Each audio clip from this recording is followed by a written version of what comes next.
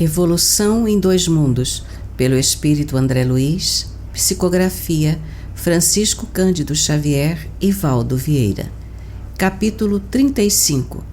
Passe magnético.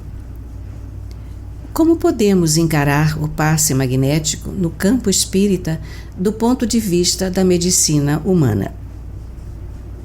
Em verdade, para conseguirmos alguma ideia precisa no dicionário terreno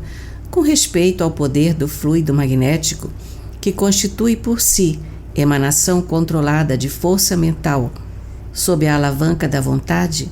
será interessante figurar o nosso veículo de manifestação como sendo o estado orgânico em que nos expressamos, na condição de espíritos imortais, em multifária graduação evolutiva. Semelhante esfera celular, para nossa conceituação mais simples, na técnica fraseológica das criaturas encarnadas, pode ser dividida em duas partes essenciais: o hemisfério visível ou campo somático, e o hemisfério por enquanto invisível na Terra, ao sensório comum, ou campo psicossomático. No primeiro temos o comboio fisiológico tangível, capaz de oferecer positivos elementos de estudo à perquirição histológica. No segundo, encontramos o perispírito da definição kardeciana, ou corpo espiritual, que preside a todas as formações do cosmo físico. Abre nota de rodapé. Definição somente aplicável no plano físico mais denso. Fecha nota de rodapé. Observando assim o carro de exteriorização da inteligência por um estado orgânico perfeitamente estruturado em sua base e comportamento, é fácil interpretar-lhe os órgãos como províncias diferenciadas entre si, não obstante conjugadas em sintonia de ação para os mesmos fins, e apreciar-lhe os milhões de células como entidades microscópicas em comunidades distintas, como povos infinitesimais a se caracterizarem por atividades específicas.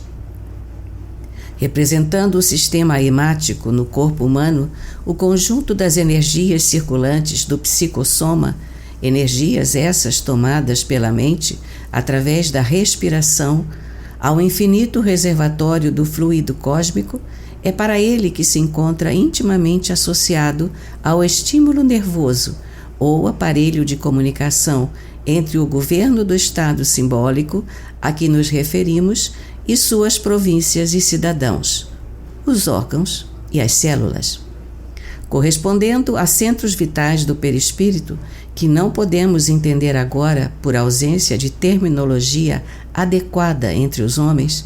temos o eritrônio, o leucocitônio e o trombônio, tanto quanto o sistema retículo endotelial e os gânglios linfáticos, dando nascimento no plasma sanguíneo às coletividades corpusculares das hemácias, dos leucócitos, dos trombócitos, dos macrófagos e dos linfócitos, a se dividirem através de famílias numerosas, em trabalho incessante, desde as usinas geratrizes do baço e da medula óssea,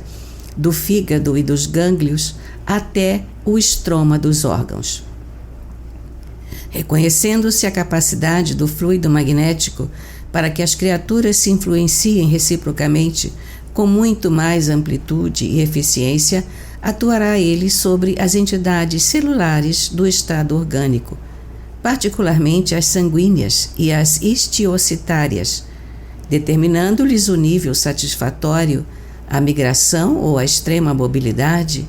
a fabricação de anticorpos ou ainda a improvisação de outros recursos combativos e imunológicos na defesa contra as invasões bacterianas e na redução ou extinção dos processos patogênicos por intermédio de ordens automáticas da consciência profunda.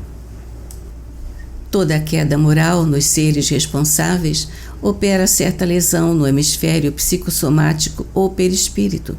a refletir-se em desarmonia no hemisfério somático ou veículo carnal, provocando determinada causa de sofrimento.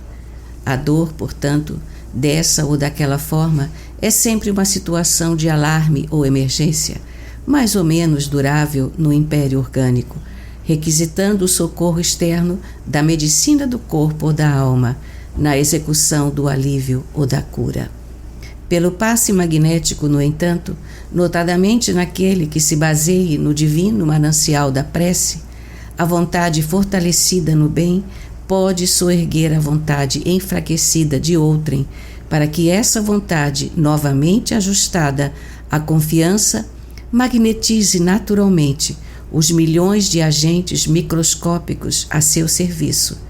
a fim de que o estado orgânico, nessa ou naquela contingência, se recomponha para o equilíbrio indispensável.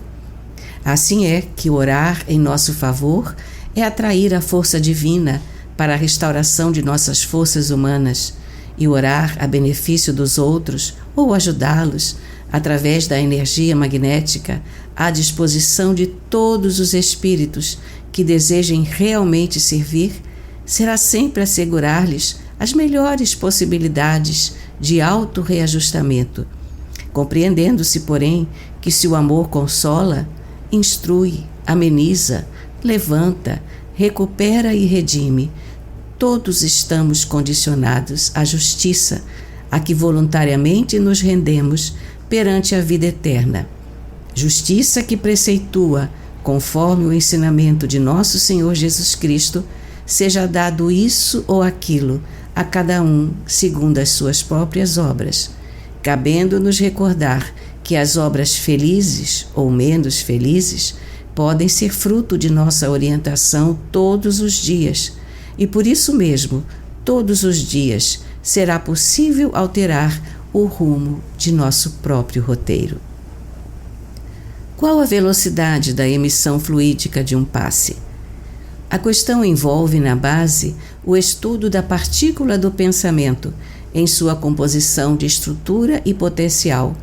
para o que ainda não possuímos qualquer recurso nas definições humanas.